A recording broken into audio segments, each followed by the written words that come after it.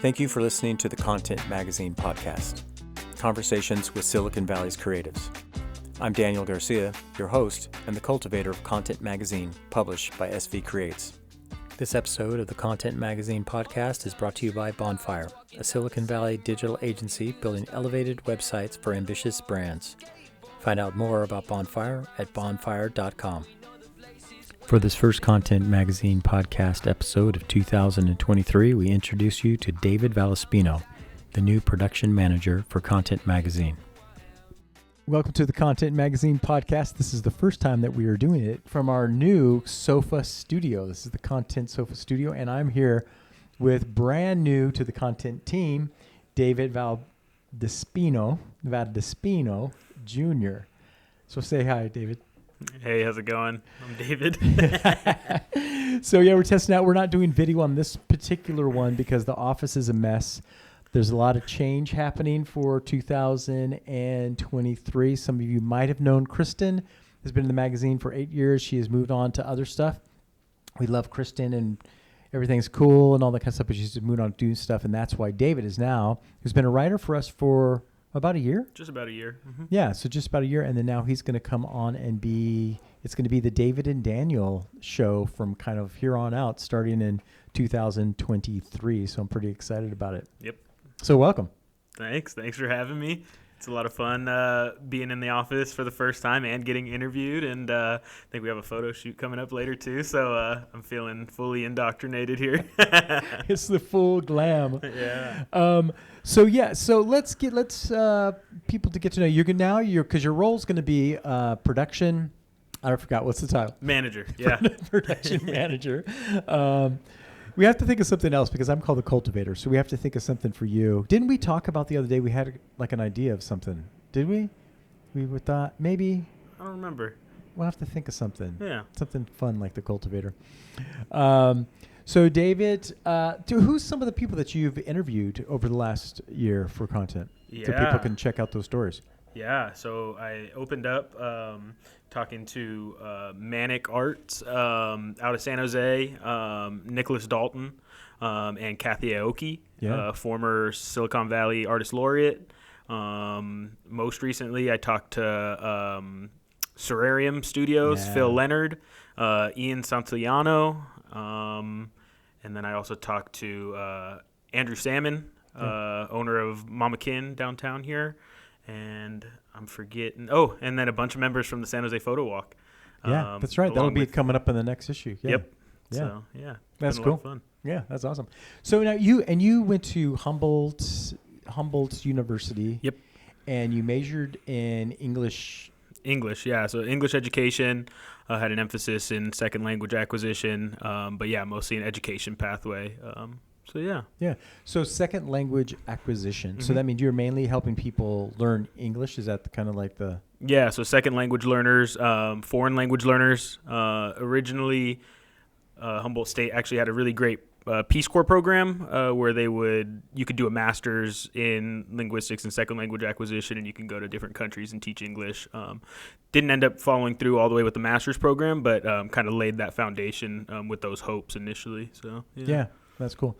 Cool. So then what's some kind of interesting things that people should know about you? Maybe specifically, if I could lead it. I don't know if you were to leave it, but, well, we could get into so your bikes and DJ and music. So give us a little kind of like essence of you from your music, the DJ, and the bikes.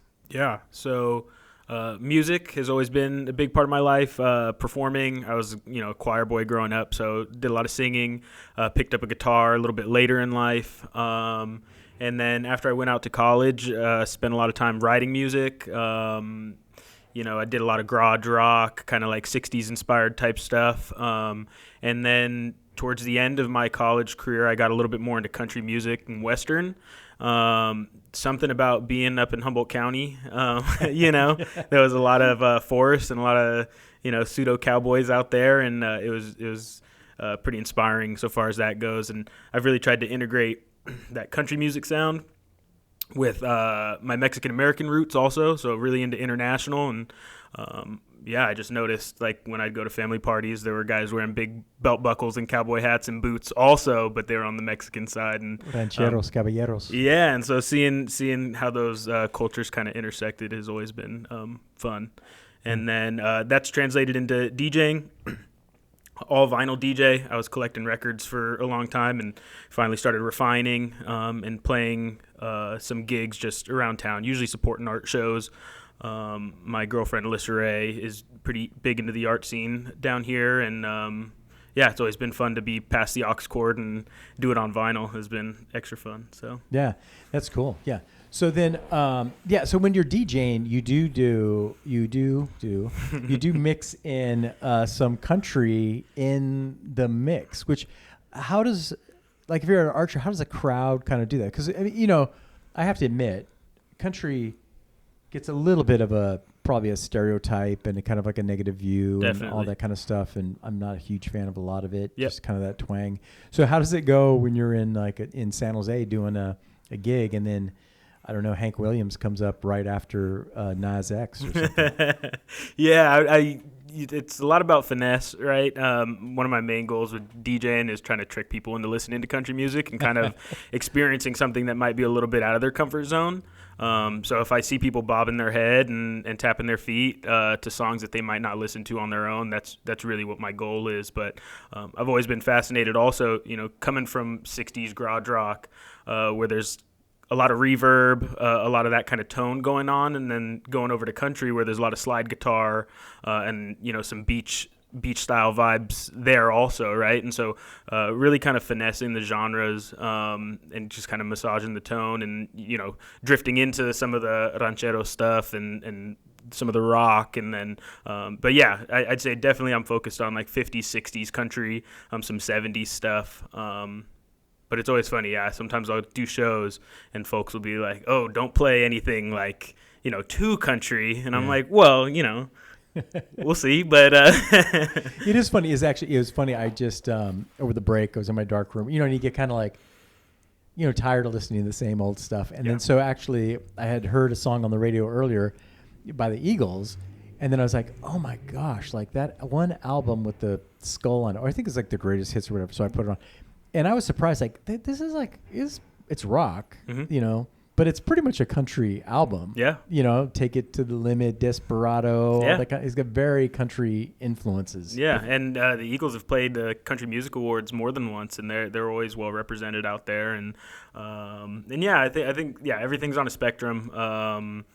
Country music is really beautiful to me because it's really simple, right? It's a kind of generalized premise that most people can relate to. Usually has to do with like love or hate or death, right? Or drinking, or drinking, yeah, trucks and guns, yeah. But yeah, usually really simple chord structure, simple lyrics that are kind of meant to make you feel a certain type of way. So, well, that's the thing. I have to admit, it's not my go-to style, but I do think that, and I think that's with the magazine, and what I like about you for the magazine too is that an eclectic and an appreciation for all different genres is so important, I think, as human beings, but also just, I think as a community, right? When you can respect someone else's and see what they're doing, and appreciate that. So when someone could tell a story and put it to music and make you feel those emotions in any style is impressive, and it's great. Yeah. I spent a lot of my time growing up observing, reporting. I'd grown up, my mom's white, my dad's Mexican. So depending on what side of the family you're with, you kind of get different cultures and different experiences, different language even, right? Yeah.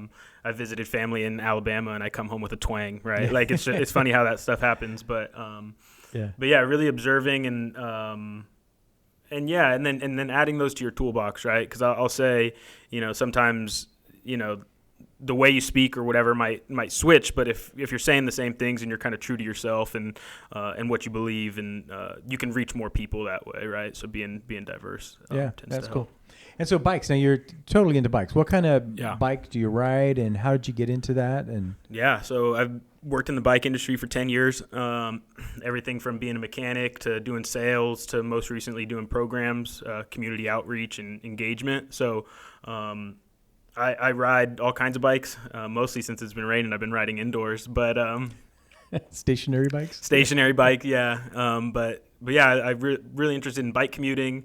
Mountain biking. I raced mountain bikes in college. Oh, cool. There's such good road riding out here too in the Bay Area. So, but yeah, I came up through the bike shops and just had a lot of interaction with a lot of different people in the community, and was just kind of really open to anything it had to offer. And so wherever my interest would take me, I would just kind of follow, and got a lot of good experience doing that. And that also related to the jobs that I would take too, right? So doing flat repairs or doing tune-ups to doing sales, and then, like I said, doing community engagement, doing like flat repair workshops or like route help for people that are trying to commute for the first time. So yeah, that's cool. What is the Bay Area bike culture like? What's kind of like you've seen from being in that?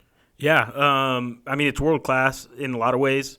I lived up in Humboldt County for a while, and the mountain biking was great, but the road riding suffered, right? But the Bay Area is just a diverse kind of playground for anybody that wants to ride. You could drive 30 minutes and be in some of the best mountains in the world for mountain biking, or you could leave from your front door and you could ride on some of the best climbs out there. So the peninsula, the West Bay, some of the East Bay Hills, which is where I'm from, people come from all over the world. We used to host support a Gran Fondo that was out in the peninsula, and we'd get all kinds of people coming out. Gran Fondo? Yeah. So usually it's not necessarily a race, but it's an opportunity for people to get together in a race setting or platform. It's a group start. People will take off. Usually there's a few different lengths, so you could do like a 30 mile or a 60 mile or a 100 mile, but it's more about getting to the end and getting to the cheese and wine or whatever they have the socializing at the end of it. That's what most of the people are in it for. And it's called a Gran Fondo? What's Fondo mean? I knew at one point, but I have to probably check it up Fondo. again. How do you spell it? Fondo. Huh, Fondo. I wonder what that means. I don't know. Okay, so you listeners out there, send us all your comments on. You don't know what that means, so. But yeah, I'd say just putting a note on the bike culture. There's a lot of roadies. There are a lot of people that like to ride fast, and if you show up at the wrong group ride, they'll try to drop you and get away from you. But in the Bay Area, there's a ton of great, passionate cyclists that are all about transportation justice and equality. Right. Going out to bike parties, San Jose, the East Bay, San Francisco. You can find whatever bike community you're looking for in the Bay, and that's, I think, one of the best parts about it. So yeah, that's cool. Yeah, when I go to play soccer on Saturdays out in Palo Alto, when I go down Foothill Expressway, from Los Altos, kind of that stretch, it's just packed with. And it's kind of cool. I mean, you can obviously see by their clothes and their bikes and their speed what kind of like level they're at, right? I mean, there's people out there almost like in dress clothes, right, riding. Totally. And then there's people that got like the full-on like little space helmets and tidy pants and their feet's clipped in the gates and all that kind of stuff riding through. So that's kind of fun. Yeah, and that's the coolest thing. If you're willing to kind of suffer your way up a hill and suck a little bit of air and get out there, the roads are open to anybody. Obviously, you have to be careful. Wear a helmet. That's a personal plug. Always wear a helmet. Yeah. Yeah, I didn't wear one today. Dang. But I have a beanie because it's cold. So that counts, right? We'll see what the cement thinks about that. Well, yeah, I think so. My head's pretty soft, so I'd probably just mush. Yeah. Cool. Okay, so now you can be part of the content team. It's only been, let's see, like 3 hours that we've gone into it. Yeah. And stepped into my office that's a mess. The content studio and our office is going to be up by San Pedro Square Market. It's going to be like our administrative office with SV curates and stuff like that. So we'll be bouncing back and forth. What are you most scared about in coming into this position? Besides having to work with me, because that's probably everybody's fear. Yeah, definitely you first. But number two, just the unknown. Like I said, I spent 10 years in the bike industry. Yeah. Kind of became an expert in some spots there. And so really changing fields and pivoting to something, I want to say totally new, but there are definitely aspects of what I was doing previously. So, but yeah, I'd say last night thinking about it, I kind of came into it like, oh, I need to like hit the ground running and know exactly what I'm doing from day one and like, take the world by storm. But to be honest, it was kind of a little bit relieving to just realize like this is new to me. I'm learning. Yeah. I'm going to give it my best shot. And, I've been pretty successful when I've, tried hard and applied myself. So yeah. Yeah, that's cool. Yeah, I do think it's like it is. I'm thinking even for 2023, I mean, having to change if somebody was like really, Kristen and I were a team. She was my right-hand person totally. And so now you're coming in with that. It's like I'm even looking at it as like it's an opportunity. Like, well, what have we been doing out of habit and was it necessity? I don't even know if necessity, but just out of habit. I think that's more of, just kind of like how can we do it different? So I'm really kind of focused on like, okay, how can we do this? Like I was telling you this morning, like, like slow fashion, like just how can we really tell the stories of the people in the community, and how is that going to work with your gifts and my gifts, and then how can we do it new for 2023? Well, and that's the fun thing too. I imagine for you, have somebody come in new.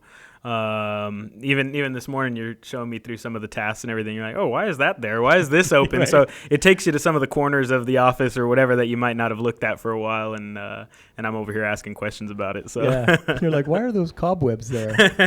I think you didn't ask. Normally, people ask us like, why is there like stacks of beer in the corner? I've been around enough. Yeah, I think I've helped Kristen and them load up a truck after a pickup party before. So yeah, the party supplies. Yeah. Well, cool. So I'm super excited to be being part of the team and looking forward to what's coming on next. And I just want to do this short kind of like podcast so that people can get to know you a little bit. So you'll be seeing David around more than you probably were seeing him around already. What would you say for you? I always like to ask people this, what is your personal kind of like guiding principle of life? Like what drives you and keeps you kind of focused? What's your... Yeah. I mean, I was always focused on education for a lot of my life, and whether I was learning or whether I was going to school to teach other people. But I think peeling back the layers of education, you see community, right? And you need to like relate to other people to teach them things, and you need to be vulnerable in order to learn. And so seeing the different ways that people express community is really exciting to me. Coming and seeing the art scene in San Jose, I'm originally from the East Bay, has been very welcoming. And, comparing that to other scenes that I've been a part of, whether that's music in particular or cycling or, anything else, there's always kind of that foundation or bedrock of community, but it's interesting to see what brings people together. And then, seeing artists, how they express themselves. I think community is a big part of that. So. Yeah, that's cool. Actually, I was going to ask you this. Speaking about community, you're a Raiders fan, is that? I am. A long time hardcore. I am. All the way back when they used to be up in Oakland. I am. Yeah, I was born that way, so I give my old man grief sometimes because he made me this way. But yeah, the big Raiders fan. Yeah, that's cool. And they just lost to the 49ers in a kind of a barn burner. They did. I think we caught some people by surprise, so I'm not too mad about that. We all came in expecting us to lose, and it was nice to pull it down to the last minute there. Yeah. Maybe they should get some soccer players out there to help them kick the football. So Raiders Nation, is that what they call it, right? Raider Nation, it's the 49er faithful and the Raiders Nation. Is that the two different? Yeah. Yep, Raider Nation. They're the only nation. There's some other teams out there that try to claim nation, but Raiders travel well, and we're worldwide. So yeah, I guess then the Quakes. I don't know what we would call ourselves. I think we would just call ourselves the sorrowful.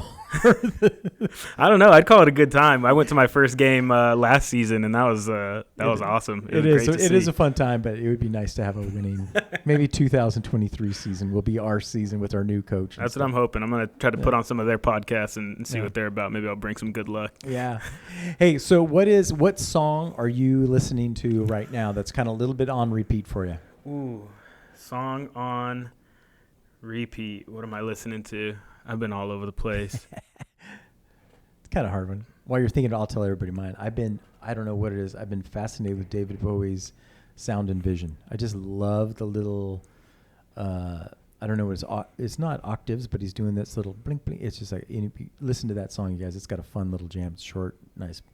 So I've seriously been listening to that a lot. But what about? And I'm trying to learn to play it too. Yeah, I'd say rather than songs in particular, I've been just kind of trying to branch out and listen to new stuff. There's a particular record label called Numero Group. Okay. They're out of the East Coast. I think they're in Boston. But they're doing some phenomenal reissues. They're trying to find some deep cuts under the radar releases and bring them back to the light and have people check them out. So it's anything from soul to country to disco and electronic, and so yeah, Numero Group. They're doing some really cool stuff right now. Awesome. And then let's really reveal your soul here. Okay. Yeah. I'm gonna put you on the spot. Lay it on me. What's a lyric from a song that you've written that you really are proud of, that you like, that kind of hits you, like something that you had said in a song that you wrote that you kind of like? That I wrote. It could be, for whatever reason. Well, a lot of them are country, so there's some funny ones, but it's funny how somebody asks you something and then everything just flies right out of your head. A flock of seagulls there. Okay, there's one. It's called Gas Station 45s. And it's essentially about somebody that's kind of broke down and hung over from the night before, and they ran out of money to get gas, so they're selling 45s at the gas station. And then there's one that said... is that an autobiographical? In spirit. Yeah, okay. In spirit. I felt that way before, but I haven't had that exact situation. But it said he's ready for Nashville, but he's scared of the lights. And I think that was a cool one. That's cool. Mm-hmm. I like that. That is good. That's a good line, actually. That relates to a lot of artists and stuff. Yeah. All right. Well, we'll leave you guys this week with David Valdespino Jr., the new man what? Product manager at Content Magazine. Production. We don't even know what the production manager. So we'll leave you with that, and hope you all are ready for Nashville, but not afraid of the lights. Yep. Keep on shining. Thank you for listening to the Content Magazine podcast. Follow us on social media at Content Mag. Become a member and help us to continue to tell the stories of the South Bay creatives. This episode's music is 408 by Jack Pavlina. Follow him on Spotify and also on his Instagram at Jack Pavlina Music.